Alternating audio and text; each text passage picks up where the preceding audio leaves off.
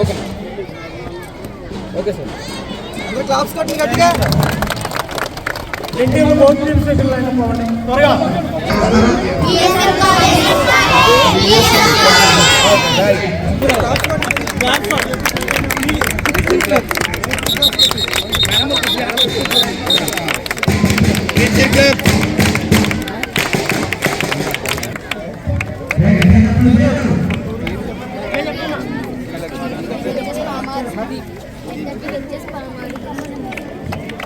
పేరు చెప్పండి.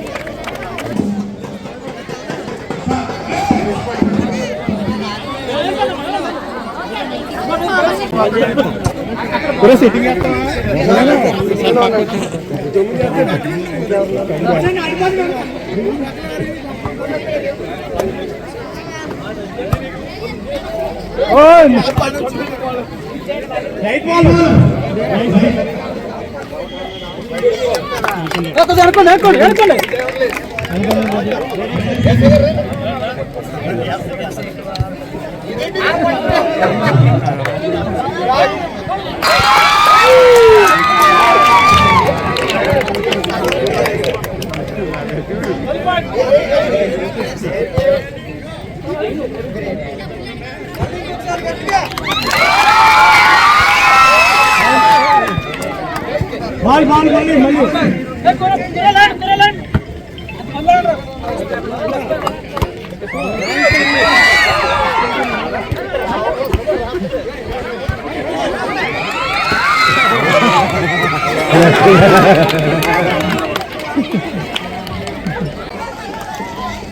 అరే బాబు వెనక్కున్నా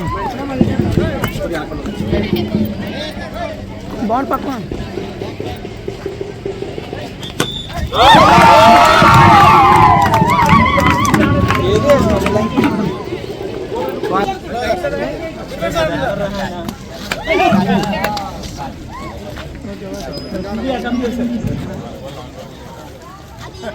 బాల్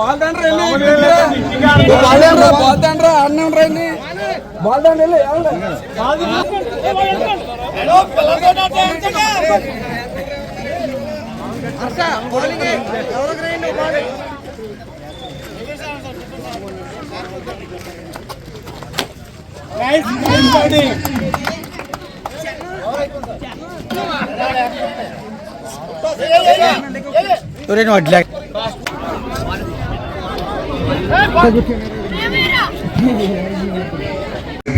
కరి చిట్టుబాబు గారు, మరవాడి సూరిబాబు గారు, నరాల కృష్ణమూర్తి గారు, సిర్రా రాజ్ కుమార్ గారు, మేడ్శెట్టి గారు, మురార్జీ గారు, తోట వెంకన్న గారు, దేవరపల్లి వెంకటేశ్వరరావు గారు, కడాల రాజు గారు, అలాగే ఈ పామర్ టీచింగ్ స్టాఫ్ అందరికీ కూడా పేరు పైన నమస్కారాలు.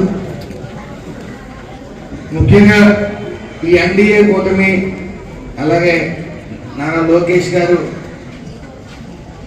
శాఖ తీసుకున్న తర్వాత విద్యార్థులు భావితరాల భవిష్యత్తు కోసం, ఎందుకంటే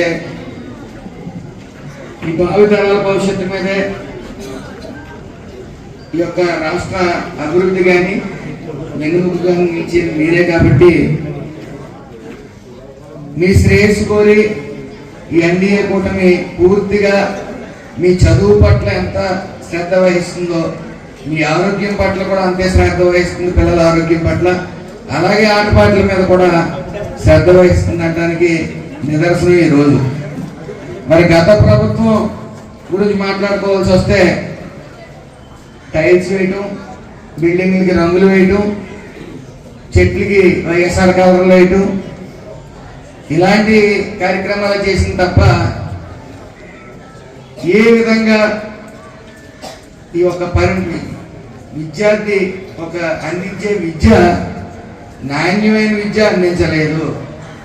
అలాగే ఎవరైతే గవర్నమెంట్ టీచర్స్ ఉన్నారో ఈ టీచర్స్ విషయంలో మాత్రం తెలుగుదేశం ప్రభుత్వం గతం నుంచి 150,000 పోస్టులు తీసిన ఘనత ఒక్క టీడీపీ మాత్రమే ఖచ్చితంగా చెప్పగలను. అలాగే ప్రభుత్వం ఎన్డీఏ ప్రభుత్వం ఫామ్ అయింది కూడా తొలి సంతకం డిఎస్సి మీద పెట్టి సుమారు 16,457 పోస్టులు భర్తీ చేయడానికి సర్వం సిద్ధమైంది. అంటే ఈ యొక్క ప్రపంచంలో అనుకోవచ్చు ఏదైనా వృత్తి గొప్ప వృత్తి ఈ టీచర్స్ వృత్తి, దాన్ని ప్రోత్సహించేది మాత్రం ముందు తెలుగుదేశమే, ఇప్పుడు ఎన్డీఏ కూటమే. అందులో ఏ విధమైన సందేహం లేదు. పిల్లలకి చదువు ఎంత ముఖ్యం, ఆటపాటలు అంతే ముఖ్యం, ఆరోగ్యం అంతే ముఖ్యం. అంతే కదా. అంతేకాకుండా ప్రోగ్రెస్ కార్డులో వాళ్ళ ప్రోగ్రెస్ని అడ్రస్ చేస్తూ వాళ్ళ ఆరోగ్యం మీద కూడా ఒక లైన్ రాయడం జరుగుతూ ఉంది.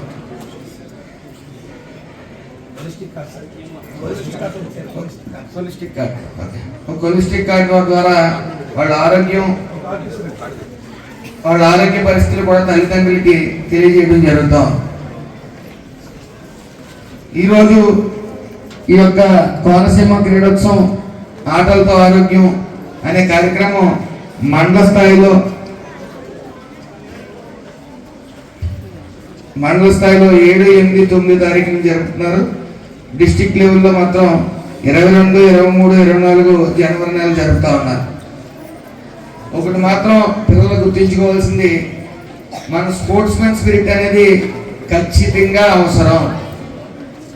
మా కాలంలో నేను క్రికెట్ ఆడుతున్నప్పుడు నేను అవుట్ కాదని వాదించేవాడు. అవుట్ అంటే నేను వికెట్ నా బ్యాట్ నాది కాబట్టి పట్టిపోయేవాడు.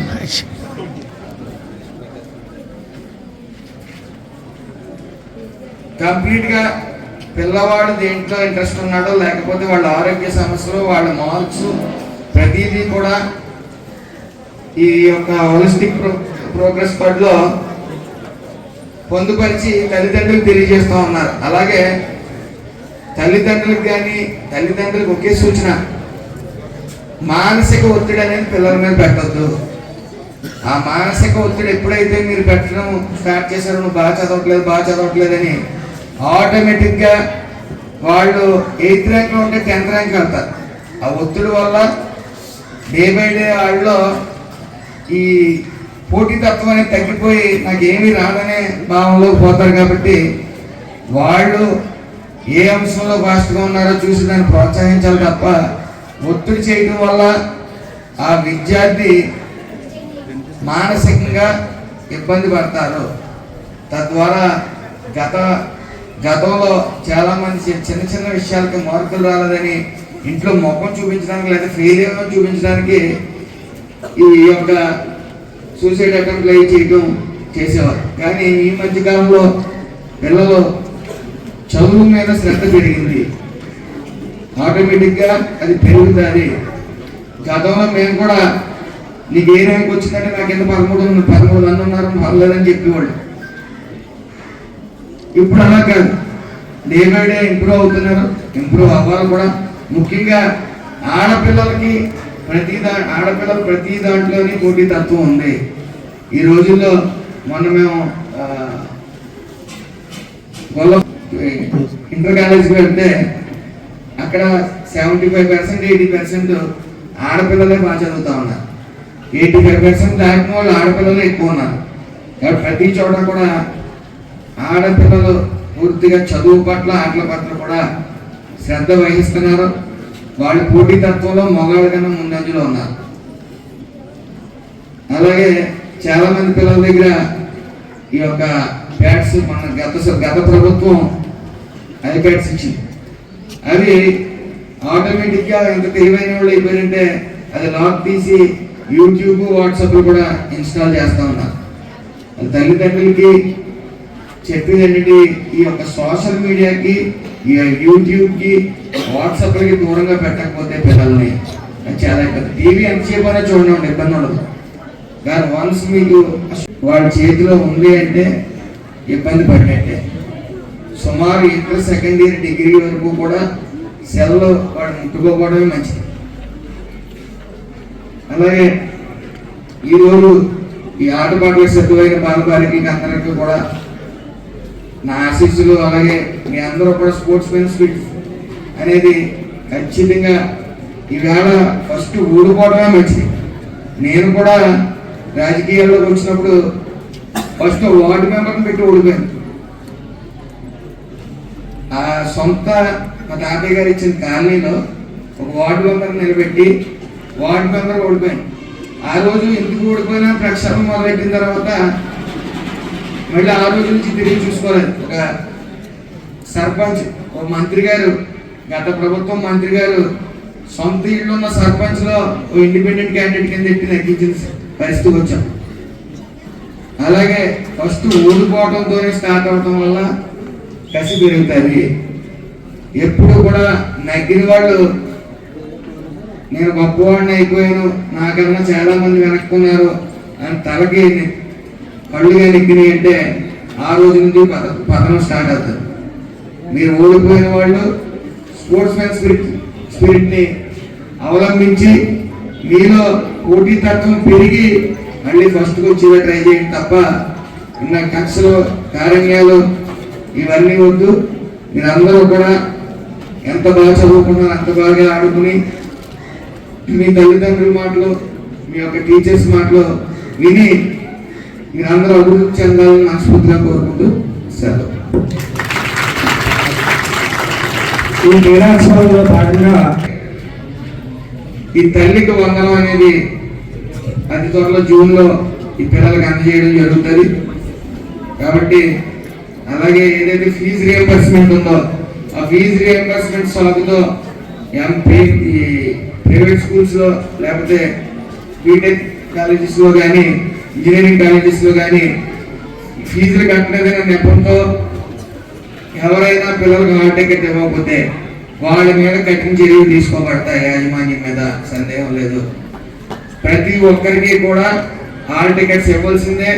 దఫాలుగా ఈ యొక్క కాలేజీ అకౌంట్స్ లో ఈ యొక్క ఫీజు రియంబర్స్మెంట్ అనేది వేయడం జరుగుతుంది. కాబట్టి ఏ విద్యార్థికి కూడా ఫీజులు కట్టలేదని చెప్పి హాల్ టికెట్స్ ఇవ్వడం మానేశారో వాళ్ళ మీద ఖచ్చితంగా కఠిన చర్యలు తీసుకుంటాం, అందులో సందేహం లేదు.